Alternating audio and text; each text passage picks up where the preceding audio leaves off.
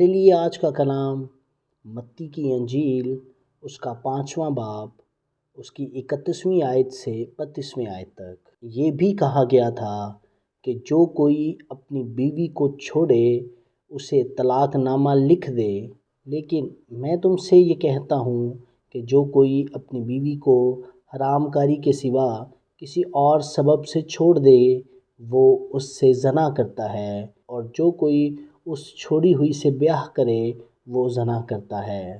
آمین۔ خداوند کا پاک کلام پڑھا اور سنا جانا ہم سبوں کے لیے باعث برکت ہو۔ خدا کا شکر ہو۔ آمین۔